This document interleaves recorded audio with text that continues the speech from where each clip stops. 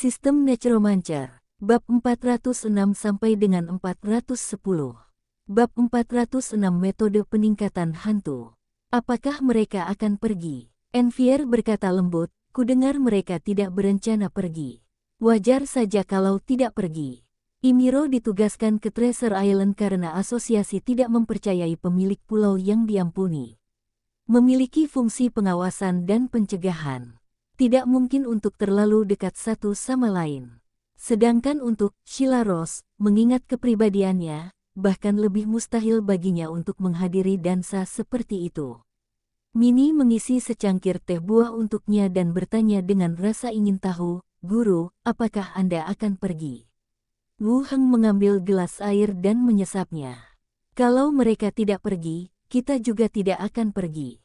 Dia tidak ingin terlalu dekat dengan mereka, terutama karena dia membawa hadiah 1000 emas.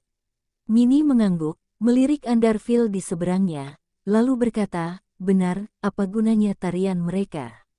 Nanti aku biarkan Suster Wei menari untukmu, yang tanpa busana." "Benarkah? Weyer bisa menari?" Enwir ingin membantah Minnie, tetapi melihat Wu Heng di sampingnya cukup tertarik, ia mengangguk dengan wajah sedikit memerah, "Aku bisa menari sedikit. Jika Tuan ingin melihat, aku akan menari untukmu." Yah, Weyer tahu banyak. Keesokan harinya, pagi-pagi sekali, Sanara datang untuk makan. Sambil sarapan, mereka berbincang tentang pesta dansa di rumah pemilik pulau kemarin. Wu Heng tidak hadir, tetapi Sanara, presiden kelompok pedagang yang tinggal di pulau itu, tetap menghadiri pesta dansa tersebut. Sebagian besar peserta adalah perwakilan kelompok pedagang yang masih tinggal di pulau tersebut. Sambil makan, Wu Heng bertanya dengan rasa ingin tahu, apa tujuannya. Okam menggunakan bola itu untuk mengirim sinyal ke kelompok pedagang lain, dengan tujuan mengusir bajak laut di rute tersebut dan memastikan setiap kelompok pedagang dapat berdagang melalui pulau harta karun. Sanara menatapnya dan menjawab, "Bersihkan rute pelayaran dari bajak laut." Sekarang dia sudah sampai di daratan, dia bisa memulai bersama bajak laut lainnya. Minnie bertanya, "Kalau begitu pemilik pulau itu orang baik?" Sanela menggelengkan kepalanya. "Aku tidak yakin, tapi sepertinya tindakannya menguntungkan serikat pedagang." Di pesta dansa, semua serikat pedagang menyatakan dukungan mereka. Ketika aku tiba, aku melihat beberapa kereta kuda menuju Manor. Mereka pasti sedang mengantar uang.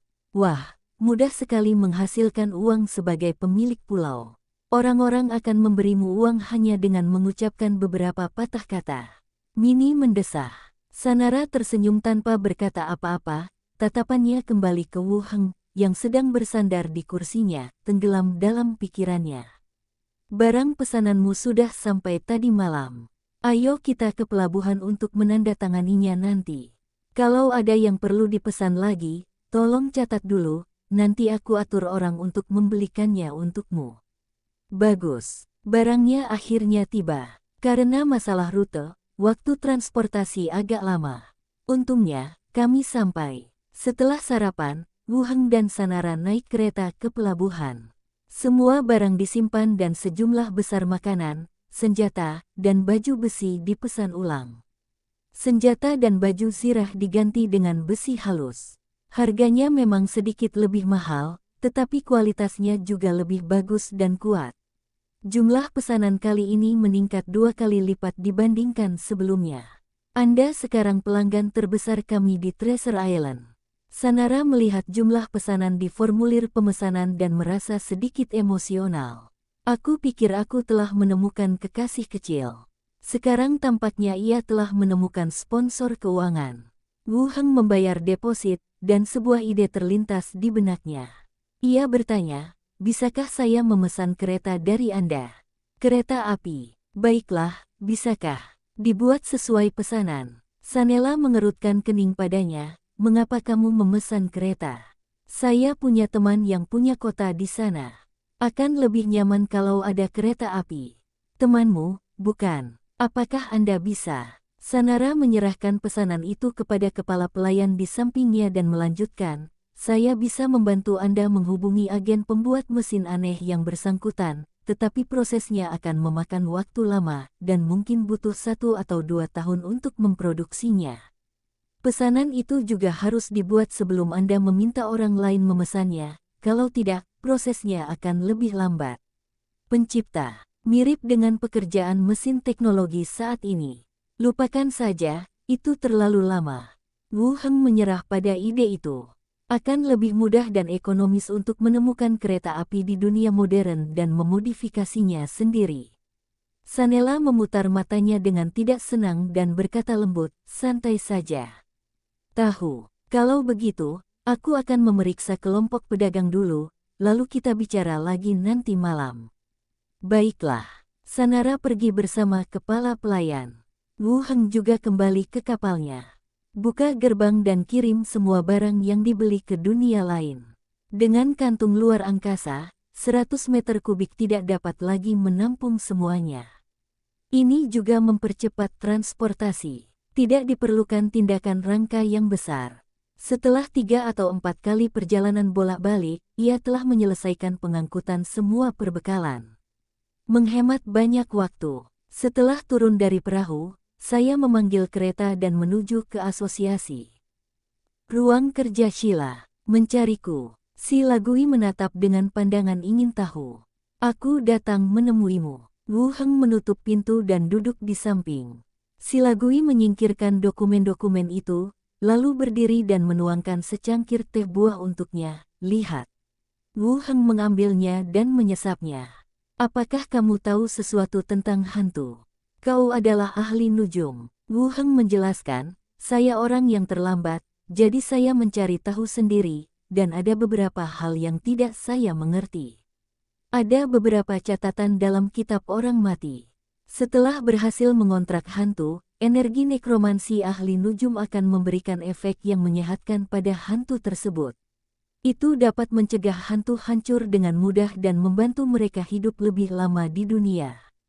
Namun, jika hantu hanya dipelihara oleh energi mayat hidup miliknya sendiri, laju pertumbuhannya akan sangat lambat dan kemampuannya tidak akan berubah. Inilah yang terjadi pada Xiao Xiao dan Glenda saat ini. Glenda telah mempelajari bahasa dan beberapa tulisan dari dunia lain, tetapi levelnya tetap tidak berubah. Hal yang sama berlaku untuk Xiao Xiao. Ia masih belum mampu mengalahkan binatang jinak milik Ranger itu. Kitab orang mati hanya mencatat metode kontrak dan cara mengemudi, tetapi tidak ada catatan tentang peningkatan.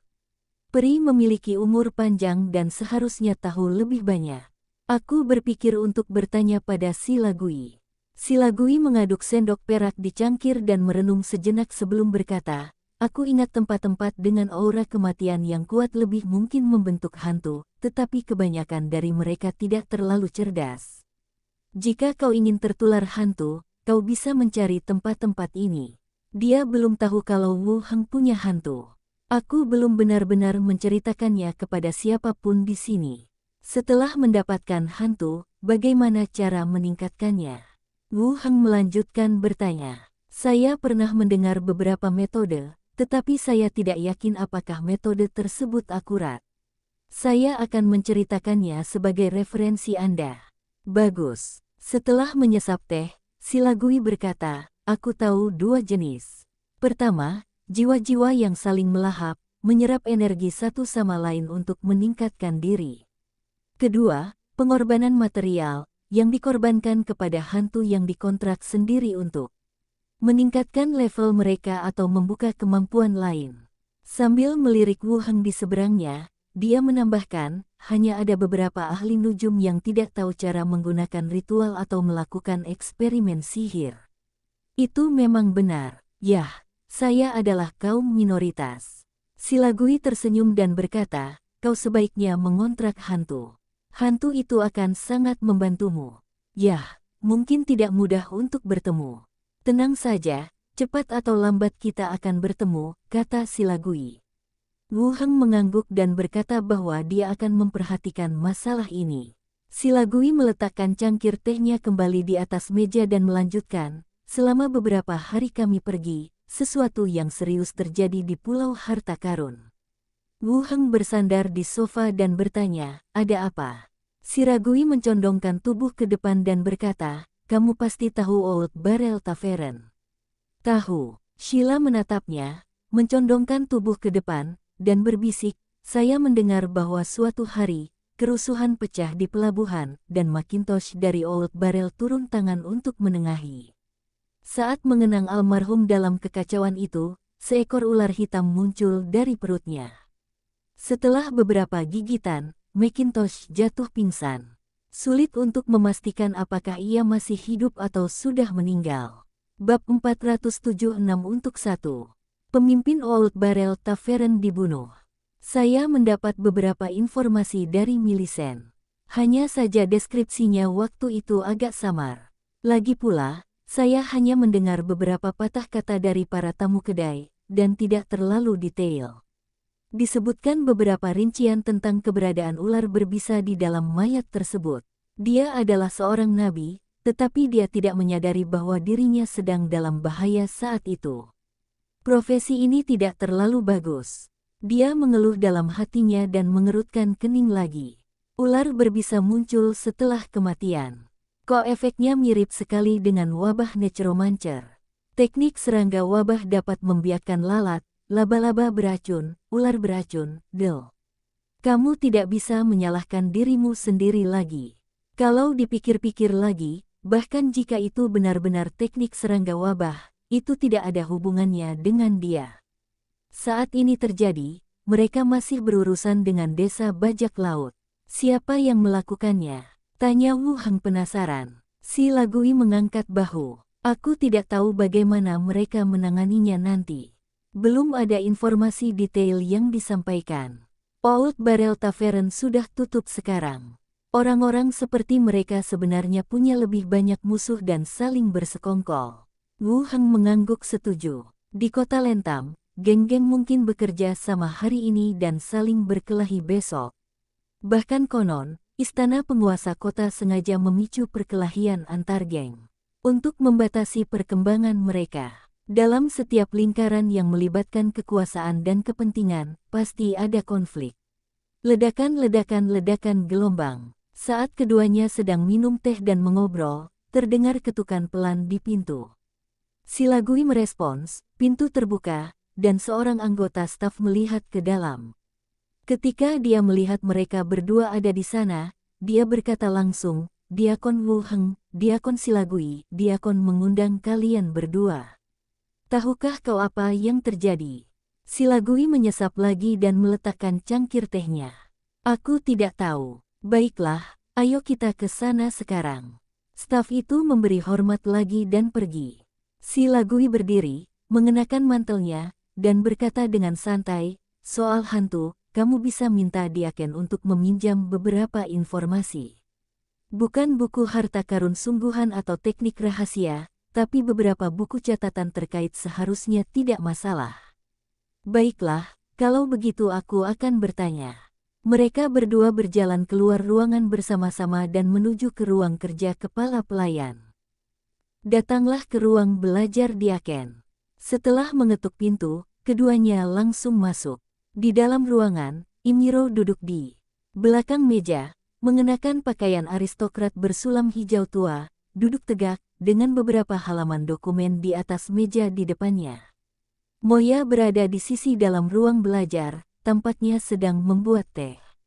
Bagaimana istirahatmu? Imiro menatap mereka berdua dan bertanya dengan khawatir. Masalah di desa bajak laut telah selesai, dan mereka mendapat waktu istirahat beberapa hari. Sekarang tidak ada apa-apanya, kata Sheila. Wu Heng mengangguk, menandakan tidak ada apa-apa. Silakan duduk. Imiro berdiri dan berjalan keluar dari balik meja. Hadiah prestasi kalian telah tiba. Masing-masing dari kalian akan menerima 6 hadiah prestasi level 2, 12 koin emas, dan 6 kesempatan untuk memilih item level 2. Tanpa menunggu mereka berdua bicara, ia menambahkan, Treasure Island punya beberapa barang cadangan, tapi itu tidak cukup untuk kalian berdua. Kalian bisa memilih barang-barang yang ada dulu, lalu menunggu kantor pusat mengirimkan barang-barang baru nanti. Atau Anda dapat menukarnya dengan kantor pusat untuk mendapatkan hadiah tingkat pertama, yang kualitasnya lebih tinggi, tetapi 6 potong akan menjadi 1 saja. Setelah mengatakan ini, Imiro terdiam. Wu Heng dan 2 orang lainnya mengerutkan kening.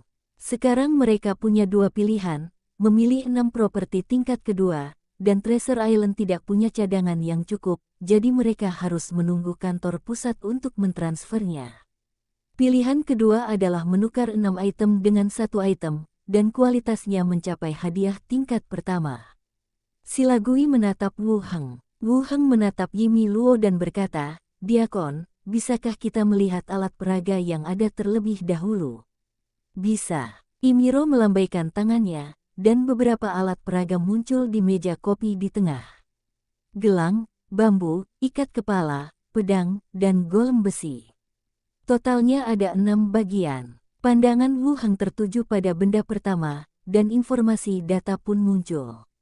Gelang kekuatan abadi. Deskripsi, gelang kayu ek yang diukir dengan berbagai rune, memberikan 3 gelombang energi per hari.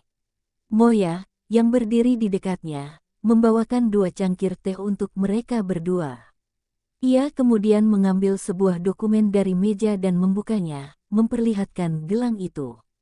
Gelang ki terbuat dari kayu ek kuno. Gelang ini memungkinkan penggunanya untuk memulihkan ki mereka ke kondisi puncak selama pertempuran. Gelang ini hanya bisa digunakan 3 kali sehari. Kondisi kekuatan terbaik. Ini memang alat peraga yang bagus. Dalam pertarungan, daya tahan juga menjadi faktor penting yang menentukan menang atau kalah, terutama bagi profesi jarak dekat yang lebih membutuhkan item ini. Wu Heng memiliki benda serupa di tangannya, sabuk daya tahan. Efeknya adalah dapat terus-menerus mengisi kembali sejumlah daya tahan. Aku belum sering menggunakannya dalam pertempuran, tapi aku lebih sering menggunakannya saat bersama kedua pelayan. Moya melanjutkan, setelah digunakan, gelang itu perlu dijemur. Tidak perlu terlalu lama, 1 atau 2 jam saja sudah cukup. Ingat, itu hanya akan meningkatkan energimu. Jika kamu terluka parah atau kehilangan banyak darah dalam pertempuran, meskipun kamu memiliki cukup energi, itu tidak akan membantumu mengubah keadaan. Wu Heng terus melihat ke bawah. Bambu layu, objek yang menakjubkan. Efek, mendorong pertumbuhan tanaman hijau di area yang ditanami. Efek samping, hutan bambu di daerah ini tumbuh 3 kali lebih banyak dari tanaman hijau normal. Deskripsi, bambu kuno yang layu dan kering, menanti saat yang tepat untuk bangkit kembali. Ikat kepala pelindung roh, dapat menahan serangan mental dan spiritual sampai batas tertentu, dan menjaga pikiran tetap jernih. Sepatu gelombang, memungkinkan pengguna berjalan di atas air selama 20 menit. Pedang pelepasan, pedang panjang yang terbuat dari besi halus, diukir dengan rune, tajam, dan kilat. Setelah mengenai target, pedang ini dapat menghasilkan efek kilat. Efeknya muncul di depan mata Anda satu persatu. Golem besi terakhir, aku melihatnya terakhir kali, itu hanya sebuah model. Jika terpilih, Anda akan diberikan konstruksi tinggi, seluruhnya terbuat dari logam, yang dapat dikendarai dan dilindungi. Tunggu Moya menyelesaikan perkenalannya. Sheila tidak mengatakan apa-apa. Wu Heng terus bertanya, "Diakon, menurutmu metode hadiah mana yang lebih baik?" Bagaimanapun, mereka berdua adalah bawahan Imiro. Mustahil untuk memberi jawaban yang salah pada diri sendiri. Yimi Luo berkata dengan tenang, "Jika aku akan memilih hadiah tingkat pertama." Tampaknya Imiro lebih menyukai alat peraga berkualitas tinggi, yang berkaitan erat dengan kekuatannya sendiri. Lagi pula, dia tidak suka alat peraga biasa-biasa saja, jadi wajar saja dia harus memilih alat peraga yang tingkatnya lebih tinggi. Hadiah tingkat ketiga diperuntukkan bagi penjahat yang dicari tingkat 10. Level 2 adalah penjahat yang dicari level 15. Bila dihitung dengan cara demikian, maka tingkat pertama ada 18 tingkat, atau besarnya sumbangan budi. Ada hadiah untuk bajak laut level 15 di Treasure Island, tetapi hadiah untuk level 18 jarang. Wu Heng berpikir beberapa detik dan berkata, "Diakon, saya memilih hadiah item tingkat pertama." Silagui awalnya ragu-ragu, tetapi setelah mendengarnya mengatakan itu, dia juga berkata, aku juga akan memilih hadiah item tingkat pertama. Yimi Luo menyimpan beberapa alat peraga dan berkata, ketika alat peraga itu turun, aku akan memberitahumu untuk mengambilnya. Lalu berikan hadiah itu kepada mereka berdua. Setelah menerima hadiahnya, dia hendak pergi. Yimiro berkata lagi, besok, Silagui, kau akan bertanggung jawab untuk menindaklanjuti situasi di kota Lopez. Wu Heng, ada juga beberapa masalah di Old Barrel Tavern. Pergi dan lihat apa yang terjadi. Bagus. Keduanya mengangguk. Silagui memimpin dan pergi. Sebelum pergi, Wu Heng berkata, Diaken, saya ingin belajar sesuatu tentang kultivasi hantu. Bisakah Anda meminjamkan saya beberapa buku atau materi? Imiro kembali ke mejanya dan duduk. Baiklah, aku akan mengawasinya untukmu dan akan kukabari kalau ada kabar. Terima kasih, Diakon. Di koridor, Silagui menunggu di samping, apakah kamu mengatakannya?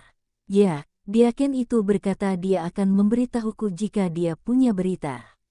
Keduanya berjalan keluar bersama. Kita baru saja membicarakan tong kayu tua itu, dan sekarang giliranmu, kata Silagui. Pergi dan lihatlah. Tidak jelas apa yang terjadi. Berhenti di depan ruang kerjanya, Silagui sekali lagi memperingatkan, perang antar geng itu biasa.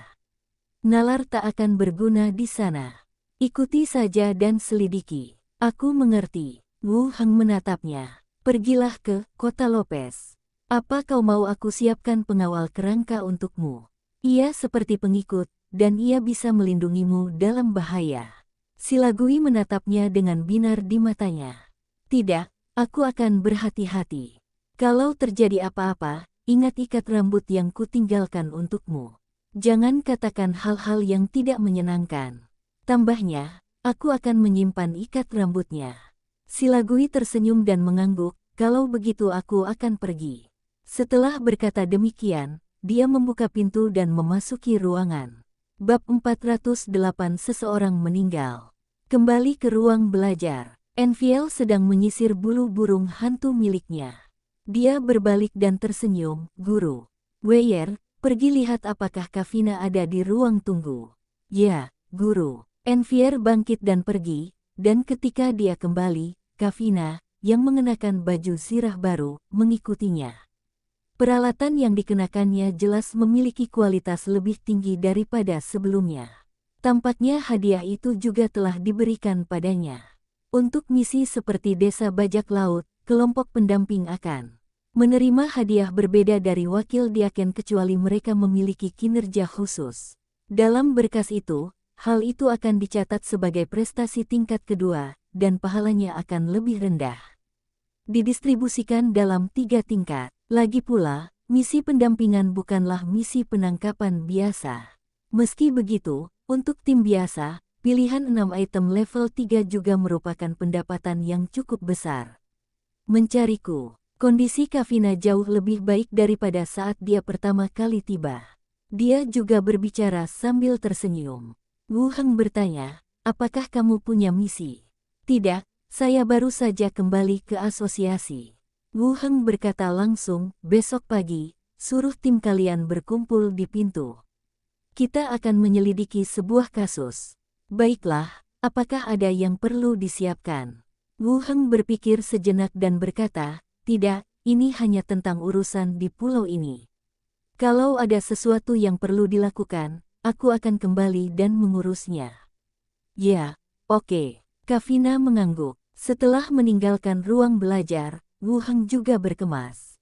Dia meminta Enfier untuk pulang lebih awal, memanggil kereta, dan kembali ke kediamannya. Dorong pintu gerbang hingga terbuka. Lalu dia melihat Mini sedang melatih kekuatan supranaturalnya di halaman. Bola api terlempar keluar dan meledak di pilar batu di kejauhan. Ada aliran api yang tersebar di mana-mana. Berbeda dengan awalnya ketika saya tidak bisa melepaskannya atau membuangnya, sekarang saya secara bertahap menjadi lebih mahir dalam menggunakannya. Belum lagi kontrolnya yang lebih sulit, tetap tidak ada masalah dalam sekadar mengembunkan bola api lalu memancarkannya dengan dingin. Melihat Wu Heng masuk, Mini melompat dan melambai, Tuan. Baiklah, lanjutkan berlatih. Jangan sampai lelah. Oke. Wu Heng pertama-tama pergi ke laboratorium bom pengebom, di mana sejumlah bubuk mesiu dan bubuk alkimia diletakkan di atas meja. Kerangka pesawat pengebom itu mengeluarkan suara gemuruh.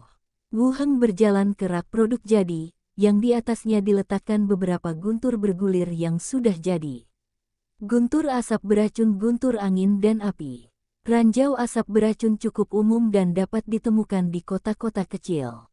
Pembuatannya seharusnya tidak sulit. Angin dan api guntur merupakan tingkat guntur bergulung yang lebih tinggi, dan efeknya lebih dilebih-lebihkan.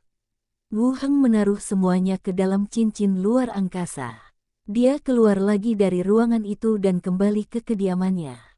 Malam tiba. Wu Heng berdiri di koridor di lantai 4, membantu Sanara, yang mengenakan gaun tidur biru muda, turun perlahan.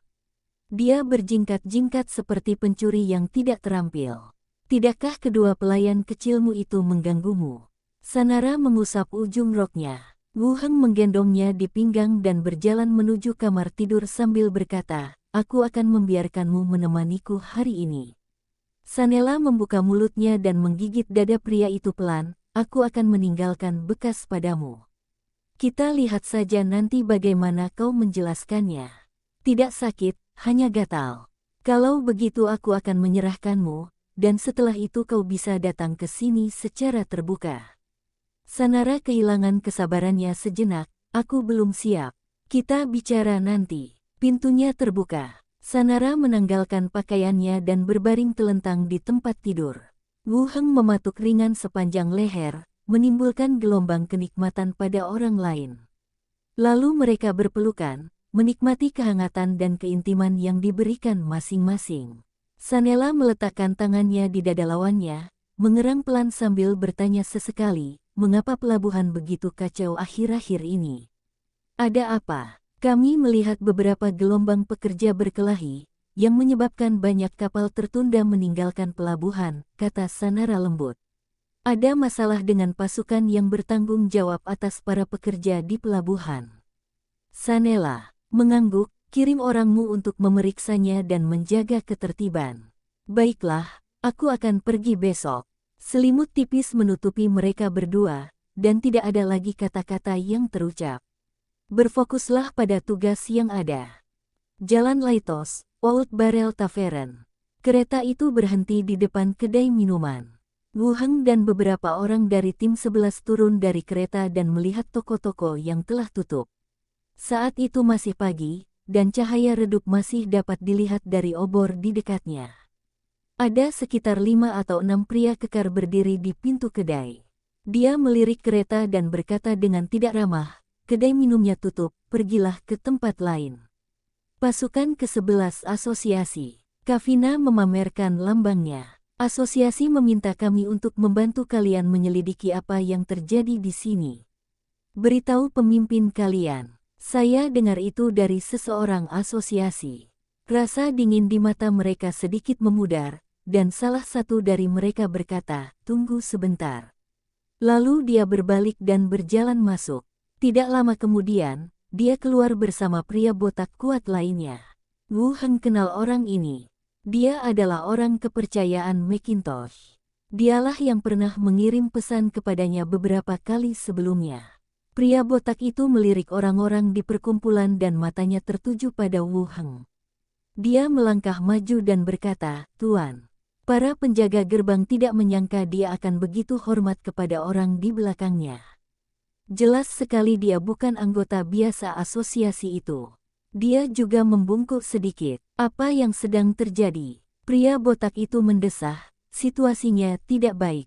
Sambil berbicara, terdengar suara langkah kaki di seberang jalan. Saya melihat seorang pria menunggang kuda, diikuti sekelompok prajurit berbaju besi perak, berjalan cepat ke arah saya. Pakaian ini sama dengan yang dikenakan oleh penjaga yang dibawa pemilik pulau saat dia kembali terakhir kali.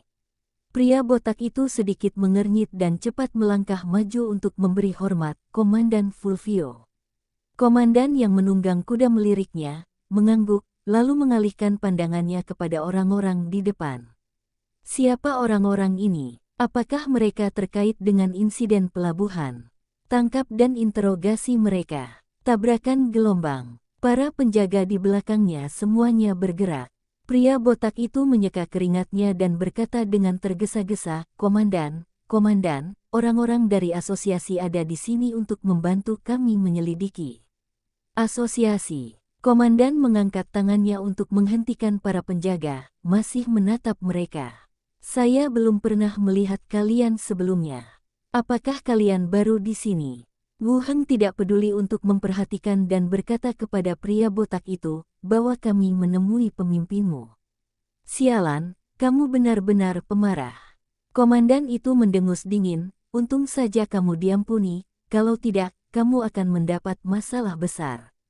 Kavina mencengkeram gagang pedangnya dan meliriknya, "Kau seharusnya berterima kasih." "Sialan, gadis kecil, aku tidak tertarik padamu." Melihat suasana antara kedua kelompok itu makin mencekam, si botak pun takut kalau terjadi apa-apa. Dia mendorong pintu kedai dan berkata, "Tuan-tuan, mari kita bicara di dalam." Sambil berbicara, dia memimpin beberapa orang masuk. Kedua pihak berhenti bertengkar dan fokus pada urusan mereka, lalu mereka langsung masuk ke bar. Keheningan menyelimuti kedai itu. Di sudut, Anda dapat melihat beberapa sosok sedang duduk. Wu Heng dan teman-temannya masuk dan melihat sekilas. Pria botak itu langsung berkata, "Tuan-tuan, silakan kemari. Kalian akan mengerti beberapa hal hanya dengan sekali melihat." Sekelompok orang mengikuti di belakang. Ikuti tangga batu ke bawah, melalui ruang bawah tanah, dan masuk ke ruang semi bawah tanah. Masuklah melalui pintu terakhir. Ketika mereka melihat pemandangan di depan mereka, pupil mata mereka sedikit mengecil. Di tengah bagian depan, ada peti mati. Macintosh sudah meninggal. Bab 409 menyelidiki mayat. Batu-batu cahaya tergantung di langit-langit, menerangi wajah beberapa orang. Seluruh ruangan menjadi sunyi senyap. Bahkan para pengawal yang sedari tadi berbicara tak henti-hentinya pun tercengang pada saat ini, menatap peti mati di tengah dengan tak percaya. Macintosh sudah meninggal. Pemimpin Tong tua yang mengendalikan semua pekerja di pelabuhan dan memiliki banyak kekasih hanya berbaring di sana dengan tenang. Mengenakan pakaian yang paling dikenalnya, dengan kelopak bunga berserakan di sekitarnya. Wu Heng mengamati para penjaga dan melihat ekspresi mereka yang tidak percaya, mereka baru saja mengetahui kematian mereka. "Kapan itu terjadi?" tanya Wu Heng. Pria botak itu mendesah pelan dan berkata, "Sehari setelah penyerangan, pemimpin kami tidak dapat bertahan lebih lama lagi dan meminta kami untuk menyiapkan peti mati." Wu Heng menatap mayat itu, "Apa penyebab kematiannya?" Bisa ular. Tidak ada ramuan yang digunakan. Penelitian dan pengembangan obat-obatan di dunia ini telah mencapai tingkat yang berlebihan. Jika kita dapat mengembangkan penawar untuk virus zombie, dapatkah bisa ular membunuh seseorang? Dan dia adalah seorang profesional tingkat tinggi. Ia juga memiliki ketahanan yang lebih kuat terhadap status abnormal. Aku minum ramuan itu dan juga berkonsultasi dengan seorang alkemis terkenal di pulau itu, tapi tetap saja tidak berhasil, kata si botak tanpa daya. Sudah terpecahkan, tapi orang itu masih bisa terbaring di peti mati.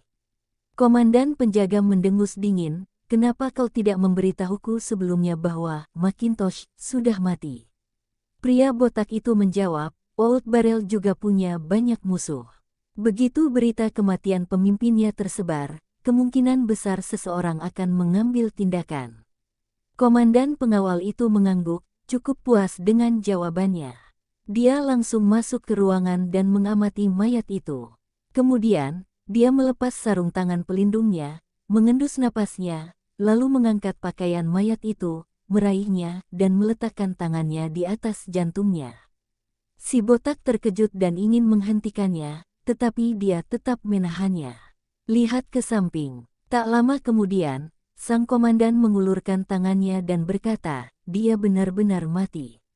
Dari nada suara mereka, kedengarannya seolah-olah para penjaga sedikit skeptis kalau wanita itu akan mati. Komandan penjaga mengeluarkan sapu tangan dan menyekat tangannya sambil berjalan kembali. Macintosh dan saya memiliki hubungan yang baik. Saya berduka atas kematian teman lama saya. Jika Anda, Pak Tua, punya pikiran, beritahu saya langsung. Pria botak itu mengepalkan tangannya, menatap orang-orang yang hadir, dan berkata dengan sungguh-sungguh, ular berbisa yang muncul di mayat itu pasti disebabkan oleh seseorang. Jika kalian dapat membantu kami menemukan pembunuhnya, Lao Mutong bersedia memberikan 200 emas sebagai hadiah. Semua orang yang hadir terkejut. Tong kayu tua ini sungguh kaya. Membunuh bajak laut hanya akan menghasilkan beberapa ratus koin perak. Jika Anda menemukan pembunuhnya di pulau itu, Anda akan mendapatkan 200 emas. Jika tim yang dipimpin Wu Heng dapat menemukan pembunuhnya, semua orang akan mendapatkan koin emas. Terlihat pula bahwa lelaki dalam tong tua itu benar-benar marah. Hal yang sama terjadi pada para penjaga. Setelah kejutan itu, mereka merasa gembira. Komandan penjaga itu terbatuk ringan dan berkata, ceritakan semua yang terjadi dengan hati-hati. Kami akan mencari tahu siapa yang membunuh Macintosh. Informasimu sama pentingnya. Si botak terdiam sejenak lalu bercerita lagi tentang pelabuhan itu. Penyebabnya adalah perselisihan antara dua tim kerja mengenai masalah kargo, yang secara bertahap meningkat menjadi kekacauan dan memengaruhi transportasi normal di pelabuhan. Macintosh membawa anak buahnya, dan setelah mediasi, ketika mereka memeriksa para pekerja yang tewas dalam kekacauan itu, mayat-mayat itu meledak dan seekor ular berbisa menggigit Macintosh. Bahkan jika itu berarti harus segera minum obat. Setelah kembali, gejalanya masih belum hilang dan akhirnya dia meninggal di kedai. Komandan melanjutkan, siapa yang Anda curigai? Orang-orang dari sarang gagak hitam punya dendam terhadap kita, dan geng anjing laut juga ingin menguasai bisnis pelabuhan. Dengan kematian pemimpin mereka, merekalah yang akan mendapatkan keuntungan terbesar. Komandan itu mengangguk dan berkata, tunggu, aku akan mencari tahu untukmu. Setelah berkata demikian, dia melambaikan tangannya dan pergi bersama beberapa pengawal. Para penjaga pergi dan ruangan menjadi jauh lebih tenang. Wu Heng membawa beberapa orang mendekati peti mati dan mengamati kondisi mayat dari dekat. Dapat dipastikan tidak ada tanda-tanda kehidupan yang nyata. Bos wanita yang agak sombong itu hanya terbaring kaku di dalam peti mati. Setelah melihat sekeliling, dia bertanya, mengapa Anda tidak melakukan otopsi? Ras kepala suku memiliki tradisi bahwa jenazah harus tetap utuh setelah kematian. Sebelum meninggal, beliau juga berpesan kepada kami bahwa kami boleh menggunakan metode apapun untuk menyelidiki pembunuhnya, tetapi kami tidak boleh menghancurkan jenazahnya. Pria botak itu datang dan menjelaskan, bagaimana kalau bertanya pada mayat? Itu seperti ahli nujum yang bertanya pada tubuh. Pria botak itu menggelengkan kepalanya, menunjukkan bahwa itu tidak mungkin. Lagi pula, itu bukan jasad penjahat yang dicari, jadi agak tidak masuk akal jika bersikeras menanyakan tentang jasad itu. Wu Heng melirik orang lain, lalu berbalik dan berkata, Kavina, periksa mayatnya. Kavina melangkah maju, membuka pakaian mayat itu dan mulai memeriksanya. Beberapa pria yang hadir berjalan ke lokasi yang tidak jauh. Terus ajukan beberapa pertanyaan. Pria botak itu juga sangat kooperatif, menjawab apapun yang ditanyakan dan sesekali menambahkan beberapa komentar. Tak lama kemudian, Kavina kembali dan berkata, ada tanda-tanda gigitan ular yang jelas, tetapi tidak ada luka fatal lain yang ditemukan pada tubuhnya. Wu Heng mengangguk dan menatap pria botak itu lagi. Bagaimana dengan mayat-mayat yang keluar dari tubuhnya ular-ular berbisa seperti yang Anda sebutkan? Pria botak itu berkata, karena mereka khawatir ada racun, mereka membawanya ke tanah kosong di belakang dan menguburnya. Kalau kamu perlu memeriksanya, aku akan menyuruh seseorang mengantarmu ke sana. Baiklah, mari kita atur seseorang. Beberapa orang berjalan kembali ke atas bersama-sama. Pria botak itu mengucapkan beberapa patah kata kepada dua pria yang berbadan serupa. Keduanya datang dan memberi hormat. Wu Heng berkata, ayo pergi. Bawa kami ke pelabuhan dulu. Keduanya mengangguk. Bawa dia keluar bersamamu, siapkan kereta, dan langsung menuju pelabuhan. Di lokasi pelabuhan, keduanya menunjukkan lokasi pada saat itu dan juga berbicara tentang situasi di tempat kejadian. Karena kematian Macintosh tidak diumumkan ke publik, seluruh pelabuhan tetap beroperasi secara normal. Tidak disebutkan sama sekali tentang pelestarian tempat kejadian perkara, bahkan tidak ditemukan sedikit pun jejak darah. Setelah pemeriksaan cepat, kami melanjutkan perjalanan ke lokasi pemakaman. Di luar kota, ada tanah terlantar yang belum dikembangkan. Dua pria kuat dan anggota tim menggali mayat itu dengan sekop. Tikar jerami dibuka, menampakkan 3 mayat dengan usus pecah. Di tanah di dekatnya, Anda masih bisa melihat beberapa ular berbisa hitam mati setebal jari kelingking Anda. Pak, perut ketiga mayat ini meledak seperti balon, dan ular-ular berbisa ini keluar. Tak lama kemudian, ular-ular ini mati dengan sendirinya, kata seseorang. Wu Heng mengangguk, memberi isyarat kepada yang lain untuk mundur, dan melepaskan bicara kepada orang mati pada mayat pertama. Mayat yang terbaring itu tiba-tiba duduk dan melihat ke sini. Dua orang di dalam kedai itu terkejut, mundur dengan panik, dan berdiri dari kejauhan sambil menonton. Wu Heng bertanya langsung kepada mayat itu, mengapa pertempuran itu terjadi sebelum kamu mati? Mayat itu menjawab, mereka mencuri pekerjaan kami dan mulai berkelahi tanpa membicarakannya. Wu Heng bertanya lagi, seseorang telah menyihir tubuhmu. Siapa yang melakukannya? Tidak tahu. Sebelum kamu meninggal, apakah kamu pernah berhubungan dengan orang yang tidak kamu kenal? Tidak. Apakah Anda melihat sesuatu yang mencurigakan di tempat kejadian, seseorang yang mencoba mendekati Anda? Tidak. Menurut pendapat Anda, siapa yang bisa membunuh Macintosh hari itu? Orang-orang dari Black Crow's Nest punya perseteruan besar dengan mereka. Setelah 5 pertanyaan, tubuhnya berbaring telentang. Dari tubuh pertama, tidak ada petunjuk yang ditemukan. Tak ada terobosan di pihakku, dan mayat itu tak tahu apapun. Adapun penyebutan sarang gagak hitam, itu hanya dugaan pribadi dan tidak dapat dianggap sebagai bukti yang mengarah ke target. Terus melihat mayat kedua dan lepaskan bicara dengan orang mati. Lalu mayat itu duduk. Sebelum kamu meninggal, ada seseorang yang mencurigakan mencoba mendekatimu. Tidak. Petik 2.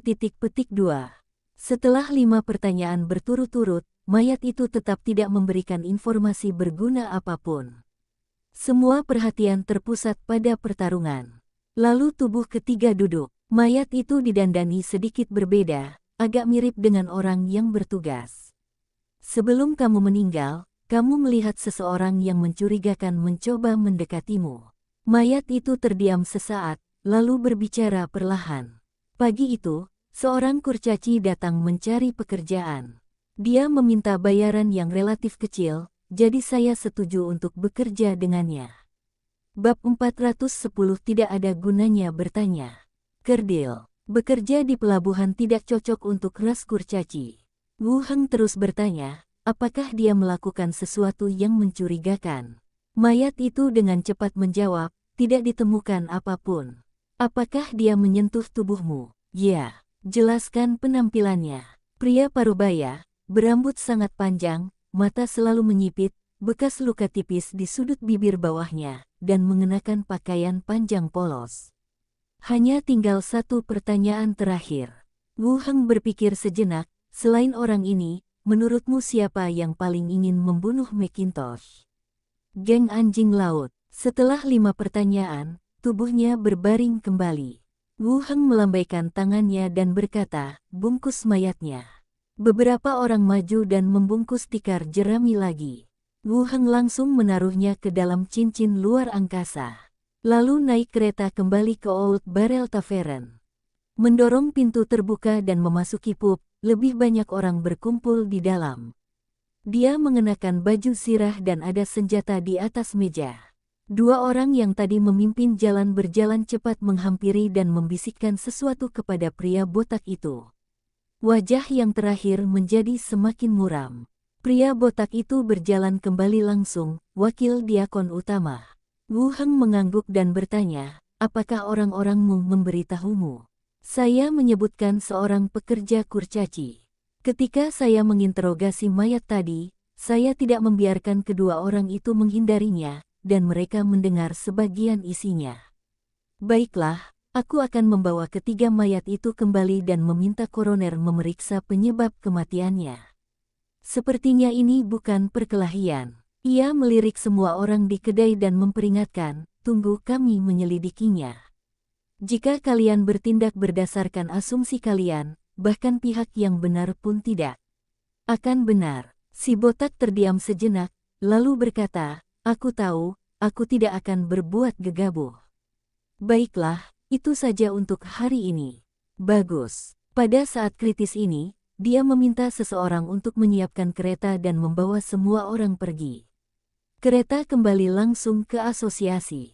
Setelah mengantarkan jenazah ke kamar jenazah, tim 11 pun bubar dan pulang untuk beristirahat. Kami akan terus berkumpul di pintu masuk asosiasi besok pagi untuk menyelidiki masalah ini. Wu Heng juga kembali ke kantornya dan memanggil Enfield untuk pulang bersama. Tempat tinggal, di ruang belajar. Wu Heng memilah petunjuk hari ini. Saya tidak punya kesan yang baik terhadap wanita bernama Macintosh ini dan saya bahkan belum pernah bertemu dengannya 2 kali. Namun kematian yang mendadak itu masih sedikit disesalkan. Dia dibunuh oleh Spider People karena dia memberikan informasi yang akurat dan menghitung lokasi pihak lain secara langsung. Tetapi kali ini, dia tidak memperhitungkan bahwa dirinya akan berada dalam bahaya. Tidak banyak petunjuk saat ini, atau tidak bisa dianggap sebagai petunjuk. Satu-satunya tempat yang bisa diperiksa adalah pekerja kurcaci yang disebutkan oleh mayat ketiga. Anda dapat memulai dari aspek ini dan memeriksanya. Berpikir dalam hatiku, Glenda muncul dari balik langit-langit. Ia muncul di ruangan itu dan berkata, mereka pertama-tama pergi ke pelabuhan, lalu ke sarang gagak hitam untuk menanyakan situasi dan mengambil sekantong uang dari bos. Lalu mereka pergi ke geng anjing laut dan mengambil 2 kantong uang. Wah, orang-orang ini menghasilkan banyak uang setiap kali mereka keluar. Biarkan aku melihat situasinya. Glenda langsung masuk ke dalam tubuhnya, dan sebuah gambar pun terbagi dalam pikirannya. Kedai sarang gagak hitam. Dari sudut pandang Granda, dia mengikuti para penjaga ke dalam bar. Mengusir tamu di bar keluar dari kamar mereka atau kembali ke kamar di lantai atas. Pemilik toko keluar dengan ekspresi menyanjung di wajahnya. Sobat Fulvio, kau tidak memberitahuku kalau kau akan datang agar aku bisa menyiapkan anggur yang enak untukmu. Saya komandannya sekarang. Sang komandan menepuk-nepuk baju besinya. Ya, aku ingat. Pemimpin penjaga itu melihat sekeliling dan berkata, kumpulkan semua personel kunci kalian. Aku perlu menyelidiki sesuatu. Sang bos ingin mengatakan sesuatu, tetapi melihat ekspresi tidak ramah dari pihak lainnya, dia mengangguk dan memanggil beberapa anggota kunci stafnya. Daftar, tuliskan pekerjaan dan pangkatmu. Apa yang kau lakukan saat Old Barrel Tavern diserang? Cari seseorang untuk menjadi saksi, kata komandan itu langsung, sambil berdiri dengan satu kaki di atas kursi. Para penjaga mendaftarkan semua orang. Lalu tunjukkan padanya. Setelah melihat sekeliling, dia tidak menemukan sesuatu yang mencurigakan, tetapi dia tetap tinggal di pub. Sang bos mengerti apa yang sedang terjadi dan meminta seseorang untuk menyiapkan sekantong kecil koin perak, yang diam-diam ia berikan kepada pihak lain. Yang terakhir tersenyum lagi, berdiri, dan berkata, orang-orang yang mengawasi kalian, tidak seorang pun diizinkan meninggalkan pulau ini sampai masalah ini diselidiki secara menyeluruh. Jika ada yang pergi, aku akan menyelesaikan masalah ini denganmu. Sang bos mengangguk setuju dan menyuruh orang-orang ini pergi. Si Dokgang, halaman. Komandan penjaga meletakkan tangannya di belakang punggung dan mondar-mandir sambil berkata, Tong Tua dibunuh di pelabuhan. Mereka menduga kau bertanggung jawab, tapi dia hanya menderita luka ringan. Siapapun pelakunya, maju sekarang dan bayar sejumlah uang. Kalau kau tidak mengaku, aku akan menyelidikinya. Masalahnya tidak akan sesederhana itu. Pihak lainnya tetap diam. Pemimpin geng itu adalah seorang pria pendek dengan jenggot tebal. Berdiri di sampingnya adalah para anggota inti geng dan beberapa pria. Ada manusia, kurcaci, dan genome, dan personelnya jauh lebih rumit daripada Black Crow's Nest. Pemimpin geng itu melangkah maju dan menjelaskan beberapa patah kata, lalu mengeluarkan 2 kantong uang dari sakunya dan menyerahkannya. Ekspresi wajah orang itu, seolah sedang memeriksa seorang penjahat, sedikit melunak. Untuk saat ini, tidak seorang pun diizinkan meninggalkan pulau ini. Kami akan terus menyelidiki. Setelah berkata demikian, dia membawa semua orang pergi. Dalam gambar, Wu Heng berfokus pada catatan saat bertanya tentang pekerjaan melalui perspektif Glenda. Saya belum menemukan karir apapun yang terkait dengan ular. Beberapa kurcaci memiliki rambut panjang dan pendek, dengan penampilan lebih detail, tetapi tidak memiliki perspektif akurat. Lepaskan Glenda kembali. Dia bertanya, apa yang sedang mereka lakukan sekarang? Dia mengambil uangnya dan pergi makan. Dia sepertinya tidak terlalu peduli dengan masalah ini. Glenda melayang ke samping. Perkelahian antar geng tidak terlalu berdampak pada mereka, jadi mereka jelas tidak menganggapnya terlalu serius. Mereka bersedia pergi dan bertanya-tanya, mungkin karena Old Barrel menjanjikan hadiah. Benar. Bagaimana mungkin sekelompok bajak laut menyelidiki kasus apapun? Glenda melayang ke sisi lain. Apa kau punya petunjuk? Wu Heng memutar bahunya dan berkata, saya menemukan informasi tentang seorang kurcaci. Kurcaci. Glenda melayang ke sisi lain. Geng anjing laut punya tulang punggung kurcaci.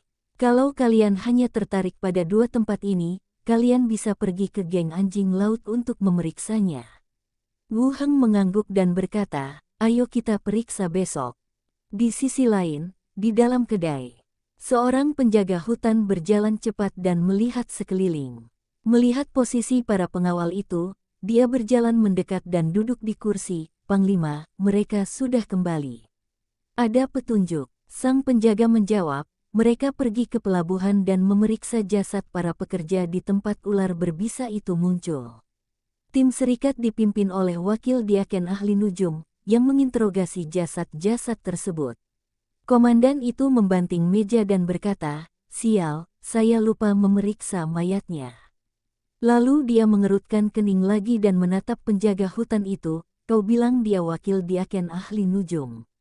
Masih sangat muda, seharusnya begitu. Untuk profesi lain, mustahil berbicara dengan mayat. Sang komandan menyipitkan matanya sedikit, mengerutkan kening dan berpikir sejenak. Dia berbicara lagi, apa yang mereka temukan? Saya tidak tahu detailnya.